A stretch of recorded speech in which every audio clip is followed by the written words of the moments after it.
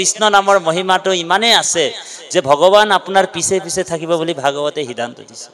সেইকাৰণে গুৰুজনে আমাৰ নাম ধৰ্মটো ৰজাৰ ধৰ্ম বুলি কৈছে। ভকতি ভাণ্ডাৰ দ্বাৰা হ'ব চুৰি, মুকুতি কৈলি উদাস, এক হৰণ হৰিৰে নাম ধৰ্ম ৰাজা কৰোহু কৰো প্ৰকাশ।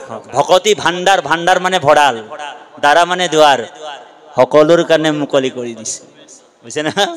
সকলোৱে ৰাম নাম কৃষ্ণ নাম ল'ব পাৰে। আৰু ৰাম নাম কৃষ্ণ নাম ল'লে মানে কি হয়, যেনেকে উদাহৰণ দিছে যে ৰামকৃষ্ণ নাম অভেদ কবচ, সদায় যিটো জন পিন্ধই, তিনি গুণ বৃত্তিশয় অস্ত্ৰৰ প্ৰহাৰে আৰু তাক নিবিন্ধ।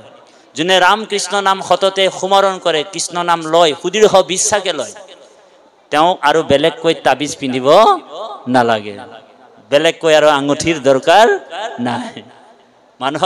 মানুহবিলাকে তাবিজ কিয় পিন্ধে, আঙুঠি কিয় পিন্ধে? কিছুমান মানুহ আছে ইয়াত এটা আঙুঠি পিন্ধে, হয়নে বাৰু? এইটো প্ৰবাল ধাতুৰ আঙুঠি। ইয়াত এটা আঙুঠি পিন্ধে, এইটো শনি গ্ৰহৰ আঙুঠি। ইয়াত এটা আঙুঠি পিন্ধে, এইটো কি আঙুঠি? বোলে গঁড়ৰ খৰ্গ। বোলে গঁড়ৰ খৰ্গটো তুমি ক'ত পালা হে? বোলে গঁড়ৰ খৰ্গটো মই বোলে কাজিৰঙাত বোলে চোৰাংচোৱাই গঁড়টোক গুলি মাৰিলে, মাৰ্ডাৰ হৈ গ'ল, মৰা গঁড়ৰ খৰ্গটো কাটি আনিলে চোৰাংচোৱাই, আৰু কোটি টকাত বিক্ৰী কৰি আছিলে, তাৰে মই অকণমান কাটি কিনি চোৰাংচোৰাৰ পৰা 25,000 টকাত কিনি আনিলোঁ, আৰু মোৰ ৰূপৰ আঙুঠিটোত মই ভৰাই পিন্ধি ল'লোঁ। বোলে এই আঙুঠিটো পিন্ধিলে তোমাৰ কি হ'ব? বোলে আঙুঠিটো পিন্ধিলে মোৰ বোলে মৃত্যুৱে মোক টাচ কৰিব নোৱাৰে, অভয় পাই গ'লোঁ। অভয়। আপোনালোক চাওক কলিযুগৰ মানুহ কিমান অন্ধবিশ্বাসত থাকে। আজি যদি আপোনালোক চাওক, যদি কাজিৰঙাৰ অকণমান খৰ্গ পিন্ধি মৃত্যুক জয় কৰিব পাৰে, অভয় পাই গ'ল, মৃত্যুৱে টাচ কৰিব পৰা নাই, তেনেহ'লে কাজিৰঙাৰ গঁড়টোৰ ওচৰততো গোটাগুটি খৰ্গটোৱে আছিল, তাকেই দেখোন গুলি মাৰি মাৰ্ডাৰ হৈ গ'ল, সিয়ে বাচিব নোৱাৰিলে, হয়নে বাৰু? গোটেই খৰ্গটো গোটাগুটি খৰ্গটোৱে আছে, তাকে ৰক্ষা কৰিব নোৱাৰিলে, হয়নে বাৰু? আপুনি অকণমান গঁড়ৰ খৰ্গ পিন্ধি বাচিবনে? হা, অলপ দিনৰ আগত গহপুৰত, হা, মানুহবিলাক কলিযুগৰ মানুহ অন্ধবিশ্বাসী।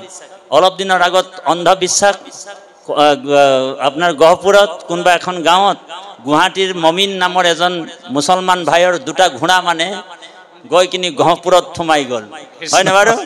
তাৰ ঘোঁৰাটোক চেলেং গামোচা পিন্ধাই ৰঙা সেন্দুৰ লগাই বগা ঘোঁৰাটোক ৰঙা কৰি দিলে, আৰু আইসকল পৰি পৰি সেৱা কৰিছে, আঁতৰি দিয়ক ডাঙৰীয়া আহিছে, আঁতৰি দিয়ক ডাঙৰীয়া আহিছে।